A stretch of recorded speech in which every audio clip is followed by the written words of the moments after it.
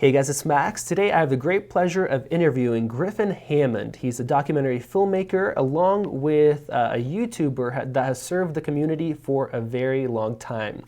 So Griffin, do you want to introduce yourself a little bit? Sure, yeah. I mean, some people know me from my time at Indie Mogul doing DIY filmmaking tutorials. I still do that kind of thing on my YouTube channel now, but also people know me for my documentary Sriracha. And right now I'm the brand ambassador for the Panasonic GH5, so I got to shoot a little documentary about ice with that. Yeah, I think a lot more people are gonna, get to know you now just because of the GH5s coming out. So it's good timing for that too.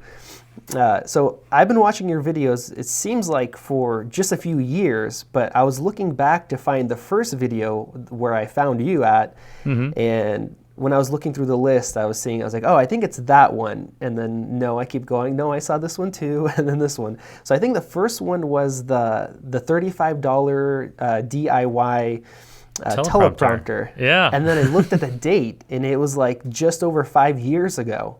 Wow. And then the time kind of lines up to when I started looking into video stuff, just getting into it. So it's crazy how quick time went by. But it's also crazy how much videos you guys put out and how much great content, for the filmmaking community that you guys put out. Well, yeah, when I made that, I must have only been a couple years into like my video career. Like only a couple years before that, I'd purchased my first high definition camera and was doing freelance work. But like that time that you would have seen me with that video, I was still very much learning. I mean, I'm still learning a lot today. All of that Indie Mogul stuff was just me like trying a lot, learning a lot, and getting better. It worked well. Yeah. And the videos are awesome. I mean, it helped me a ton, especially when you don't have a budget, when you're just getting into it, and you need to have lights, and you need to have, mics, and you need to have setups that you just can't afford to buy the nice stuff. So you have to make with what you can do. So also Sriracha, I love the documentary. Thank you. I do use the sauce and I like it, but I don't like a lot of spicy food. So I'm not like crazy Sriracha person, but I really enjoyed the documentary. And I was checking out your site and stuff after this GH5 launch. I was surprised it's only $2.99 to buy it. Yeah, and actually, if you're an Amazon Prime subscriber, then it's free on there. Okay, so yeah, if you're subscribed to Amazon Prime, which you probably should. It seems like everyone is. Yeah, if you're buying video gear, I mean, there's other sites too. But so for those of you guys who love Sriracha, you have to see it. Or if you just like watching, a good documentary, definitely go and check it out on Amazon, or you guys could buy it for just a few bucks. And just you have a awesome website. Everything's really laid out really well and easy to check out. I just updated it because I felt like it wasn't reflecting all the things I did very well. That's awesome. Yeah, it looks great. There's GH5 content on there, so if you guys are interested in the GH5, definitely go check it out. And I'll put a link to the website. It's very easy, right? GriffinHammond.com. Yeah. But I'll put a link so you guys can just click it and go check it out. And another interesting thing is you have a documentary guide on Creative Live. Like I had no idea about that. Oh yeah. How long ago did you do that? I guess that was in the summer of 2014, or maybe that was 2015. I can't even remember now. But it's a 7-hour class split up into like 15 lessons. I just went into the studio one day at the Creative Live offices. They're in San Francisco, and they worked with me. Like we developed the class together. But they made it beautiful. I mean, I had a producer and they had a jib and everything. So it's a really like nice looking class, but it's just me talking about all the things I've learned and picked up from doing this kind of work. And it's really inexpensive as well. It's actually, I think, on sale right now. I was checking it out. So, and it's almost 11,000 people have got the course and watched it. So that's awesome. So if you guys are interested, go and check that out as well. There's a link through your website. So you guys can find all the good stuff on there. So definitely check it out. So I'm excited to talk to you and do this little interview. So I think we're going to start out, well, actually, we got to talk about your podcast too. Oh, yeah. Got to mention. We mentioned it a little bit. I just started a podcast, yeah. It's called Hey Indie Filmmakers. I really enjoyed the first episode. I saw that the second one is up already. As you know, I've been out of town. So I'm definitely going to check out that. And I think you're going to film the third one today, right? Yeah, I'm actually in the studio right now to record my third episode. thank you for coming on here. Of course. We have that to do as well. Do you want to tell us a little bit about that? I mean, I think the name kind of speaks for itself and stuff too, but do you want to give us a little bit more info? Yeah. Well, it's funny because I've thought about doing a podcast for a while because people tell me they like listening to my voice, and I've long told aspiring filmmakers that you need to figure out what your skills are, what are the unique things that you bring to the table.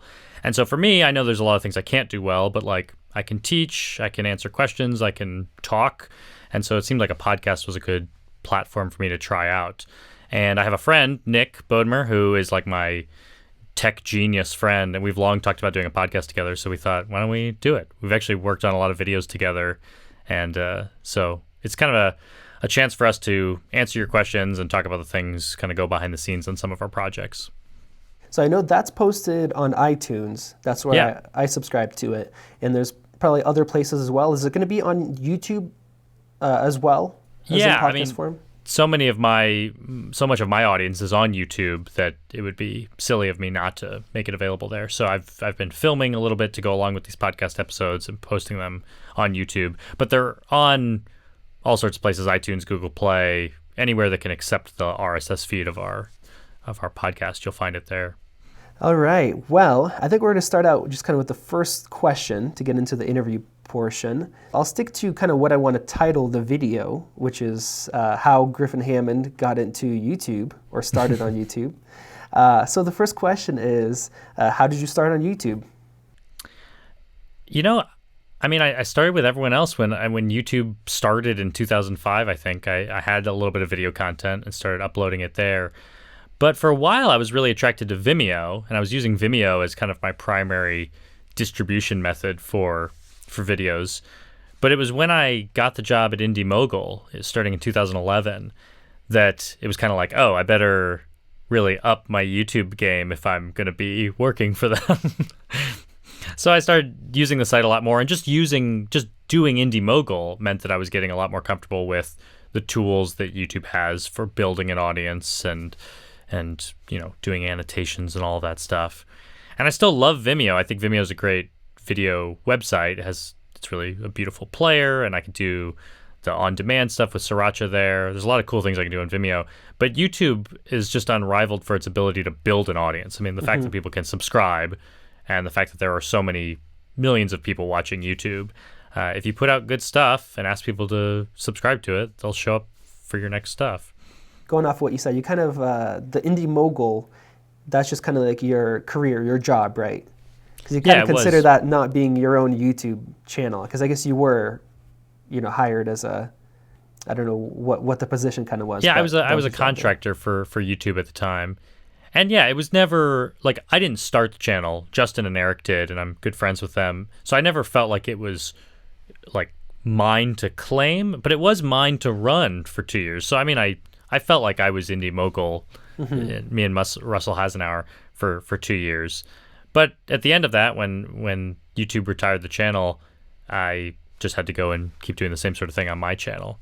I think luckily people were familiar. I mean, I was able to use Indie Mogul to like develop my own personal brand, and people got to know who I was. So when I did go out on my own, it wasn't like everyone abandoned me or something, because they knew who I was and what I could do. Yeah, and you're putting out that work on the Indie Mogul channel, and then translates, to your channel as well. I mean, you're still putting out content there. Yeah. In fact, it's kind of where the name of the podcast comes from, because I was saying "Hey Indie Mogulers" all the time on Indie Mogul. Then when I started my own channel, it was like, or kind of continued using my own channel, it was like, how do I start videos now? And I thought, well, I should say "Hey Indie Filmmakers," because it sounds kind of like "Hey Indie Mogulers." Yeah, and people actually, like, even though it's a little bit different, people just register that too, I think, after seeing it for such a long time. So let's take it a step back. Before YouTube, how did you just start with filmmaking in general? Like, kind of what made you want to do it and pursue it, and how'd you get into it? Well, I imagine I started the way that a lot of young people do. I was in middle school, and we found a camera that my parents had. In fact, I made a video when I was like 6, but there was a big gap of time between when I was 6 and when I was like 13 that I started making videos again. But we just played around and you're making stupid stuff that you watch a year later and you're like, oh, this was terrible. But we all have to do that. You kind of practice and emulate things you see, try to make action movies and horror things and do all that stuff until you eventually find out what you're good at. And I took video classes in high school, and then I eventually went to film school at NYU. So I kept on developing that.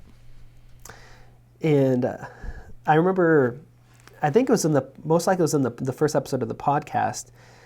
You guys talked about how you first bought the GH1, and you guys actually had to buy it together, and split the costs. And your friend, he lived in a different town too, right? Yeah. And he lived in the same city, and so I think that just shows a lot of dedication of how much you wanted to do and cared about doing it. That seems very difficult. A lot of times, like now we have access to even cell phones that can shoot pretty good video, and especially if you put some effort to it. Well, I think that's what I've always enjoyed about filmmaking is that I think I get a high from the problem-solving part of it. Like every time I finish a shoot, it's kind of like, I got through so many problems. Like every shoot is just overcoming issues and trying to figure out how to make this work regardless. And figuring out how to afford a camera is a big part of that. But of course, that excuse is starting to disappear. That like everyone has access to something that can shoot video. Like for a while, you really had to go out and buy a dedicated camera. Now you probably already have something in your house that can do it. So now it's just really up to you to see if you really care, and if you do, you have the tools to do it, and then and accessories are a lot less expensive, I think, now. But then you also have so much great YouTube videos. The Indie Mogul stuff is up, a lot of other channels to learn. So I think the accessibility of what you need is really there. And since you mentioned it, I'm going to skip ahead on one of the questions here and go to a different one. So right now you work for Bloomberg and you shoot videos for them. Yeah. Can you tell us a little bit about that, and then also some of the challenges that you face in that job and how you've maybe went around them or got through some of those? Yeah. So my job for the last 2 years has been covering the presidential election for Bloomberg News and for a show called With All Due Respect.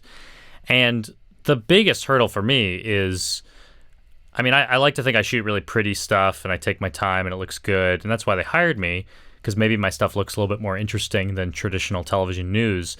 But the challenge is the traditional television news gets on the air really fast. You shoot it. Sometimes you're shooting it live and it's on air right away, or you're shooting it and you want it to be on TV 10 minutes later or 20 minutes later. So that was the biggest challenge for me, is just figuring out how to turn the stuff around really quickly. Luckily, doing Indie Mogul for 2 years started to prepare me for that. The fact that I would have to shoot something and edit something every week, that started to speed up my turnaround time. I think just practicing that, doing as many videos as you can, speeds you up.